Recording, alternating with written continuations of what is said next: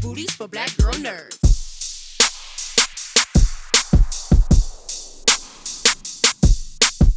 Hi guys, my name is Chalice with Black Girl Nerds. How you guys doing today? Good. How you Sharice. doing? I'm doing awesome. Well, I just want to start by saying it is so awesome not only to talk to you guys, but to talk to you guys together. I am out of town at Comic-Con, and typically the two posters that are behind me are The Departed and Ocean's 11. So I'm sorry for this backdrop. Right, Casey, I'll start with you. I love how your character is just complete opposite of Rory, right? You're super hilarious.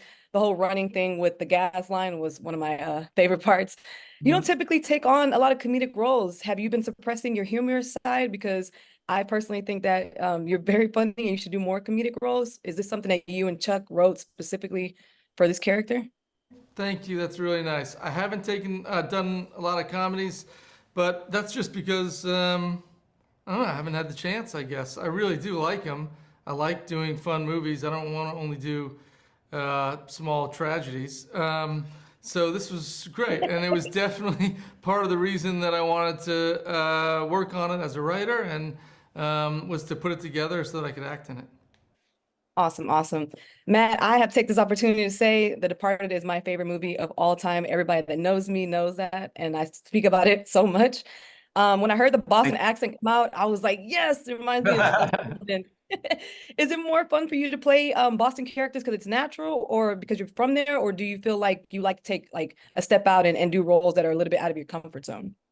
Well, I mean, I hadn't been back here since then to shoot a movie, so that's 17 years since I've made a movie in Boston. So it was great coming back. Like it feels, city's changed a lot, and a lot of the people we knew and grew up with moved out, and a lot of my family are gone from here. So that was definitely different, but there still is a familiarity with just like the sense of humor of this movie is very much kind of how we grew up joking around. And so that part just felt very, very familiar.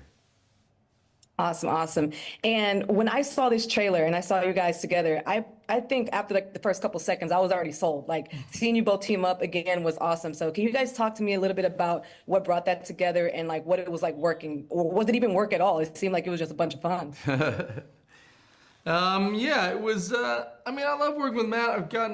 We've done several movies together where we didn't actually get to have any scenes together, but he's just one of the best there is, and he's always doing really, really good movies. So when you're in a movie that he's in, whether you're doing a scene with him or not, you have a pretty good shot at being in a good movie. And I sent the script to him and to Lucy, Damon, who's a producer on it, and they liked it, and that sort of began the process. That was, although it happened really quickly, it was a lot of work, rewriting the script, sort of rebuilding the characters, and bringing Doug in and his whole vision, and so it was a lot of fun. And then you get to set, and it happens like that, after like years of working on the thing alone as writing it, and then to see it just sort of come to life suddenly was pretty exciting. And yeah, it was always fun showing up. It's work too.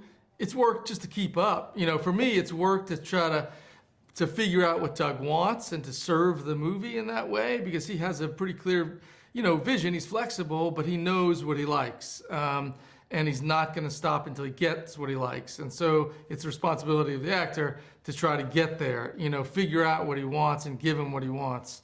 So that's work. On the other hand, it's fun. It's both.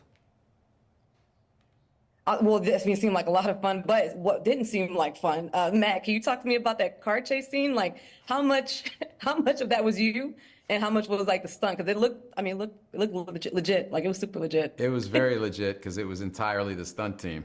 Oh, I drove very little in that sequence. Yeah, that's all of our guys doing the great work. And we had an amazing stunt team. And Doug does those car chases so well. I mean, I did the one in the Bourne Identity with him too, 20-something years ago.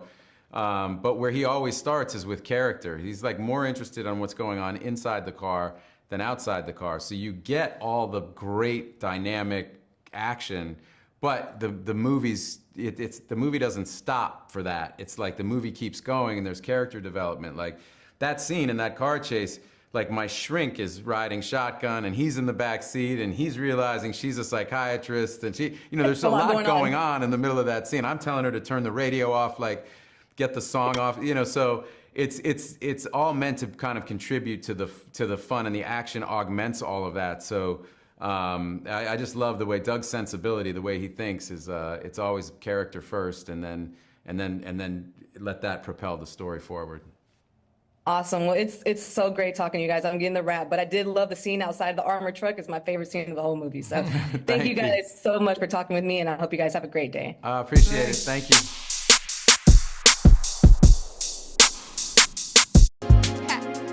Better shake your booties for black girl nerds. Better shake your booties for black girl nerds.